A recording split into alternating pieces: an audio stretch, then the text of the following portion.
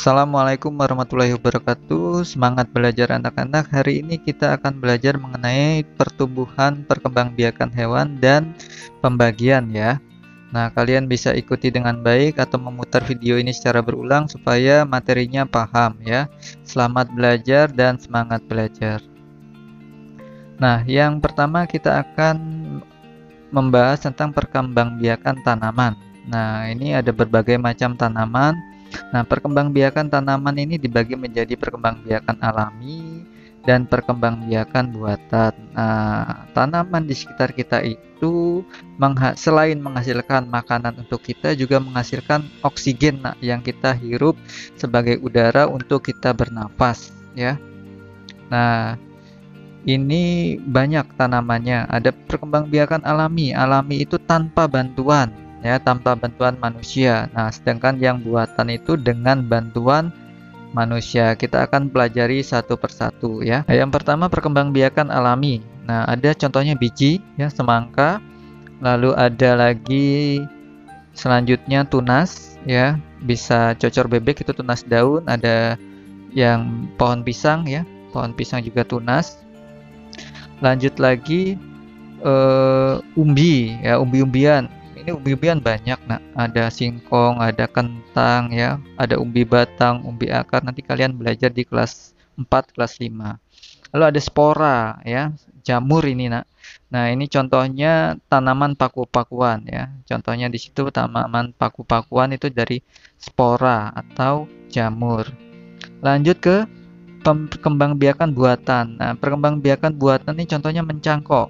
Lalu ada stek batang. Nah, tujuan dari mencangkok dan stek batang ini supaya lebih cepat buah dan hasil buahnya banyak ya, daripada menunggu perkembangbiakan dari biji yang lama.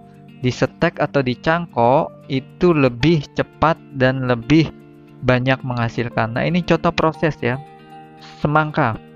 Ya, semangka dimulai dari biji, lalu akan tunas kecil ya, atau kecambah, lalu tunas besar, lalu dia akan berkembang ya. Setelah berkembang barulah berbuah, nanti berlanjut berputar ya. Buahnya juga menghasilkan biji, biji bisa ditanam dan lanjut lagi. Sekarang kita akan belajar matematika pembagian. Nah, pembagian itu pengertiannya adalah pengurangan berulang ya, pengurangan berulang. Contohnya nih, ada satu toples kacang ya, akan kita tempatkan ke dua tempat dengan sama banyak. Nah, sama banyak berarti ditempatkan berapa? 5, masing-masing 5, 5. Nah, masing-masing bisa dilihat 5. Nah, proses itu dapat ditulis dalam bentuk pembagian 10 bagi 2 ya, sama dengan 5. Paham ya? Ya. Kita akan lanjut lagi ke yang pembagian lebih besar ya. Contoh 52 dibagi 2. Nah, kita bisa jawab. Nah, itu lambang pembagian nak ya. Lambang pembagian seperti itu namanya sering disebut dengan porogapit. Nah, 52 kita letakkan di dalam, 2-nya letakkan di luar ya.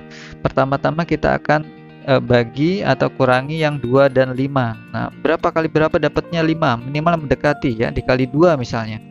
2 kali 2 sama dengan 4. Nah, sekarang dikurangi ke bawah.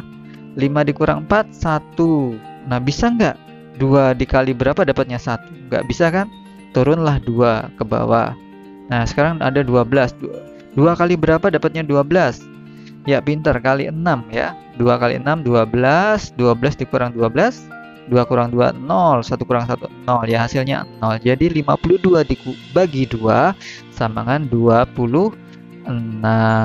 Paham ya? Kalian bisa kerjasama dengan kakaknya, dengan orang tuanya ya, bentuk dari persatuan dan kesatuan sila ketiga Pancasila ya, supaya bisa membantu kalian belajar di rumah ya, belajar dari rumah dengan petunjuk yang sudah Pak Ismet berikan. Nah, lanjut kita akan latihan. Ini ada 10 soal yang harus kalian jawab. Ini akan disematkan di Google Classroom.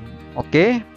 Terima kasih untuk pembelajaran hari ini cukup. Semoga kita bisa belajar semua. Semangat belajar dan tetap semangat. Terima kasih.